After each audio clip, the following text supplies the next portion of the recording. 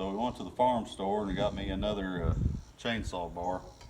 Now if you guys didn't know, let's turn that off. So this is a Ryobi bar, but an Oregon bar, and they got so many different sizes and everything. So what you want to look for, you can take your old bar and it says Y62 right there, 62,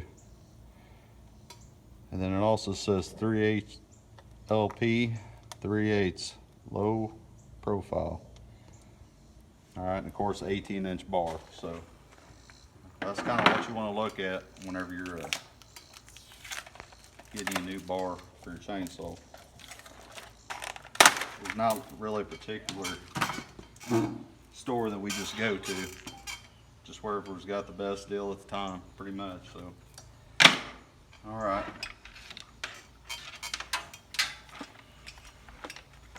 So when I take my bars off, I always put my nuts back on the thread, that way you don't lose them. I'll fit on there like that. Now I'm gonna go ahead and use my chain that was on the older one.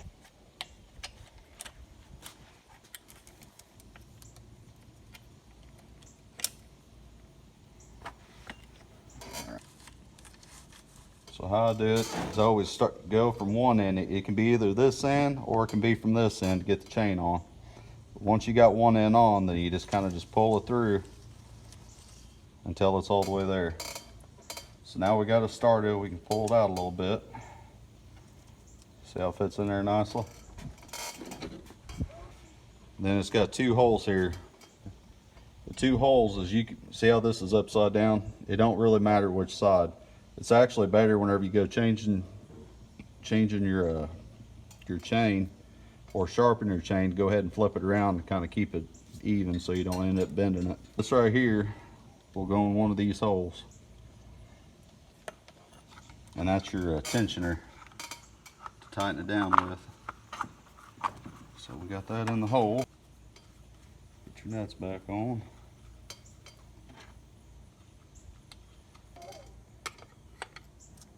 And I usually do that just to kind of give a little bit more tension before I go really snugging it down. Now you don't want to get extremely tight yet. Like I say, you just want to kind of get it snugged down where it ain't going to be too floppy on you. You got this right here. Every chainsaw I've ever seen had it. So you got your plus and minus. That tells you which way to go to tighten it or loosen it. All right, once you got to where you want it, which is pretty good.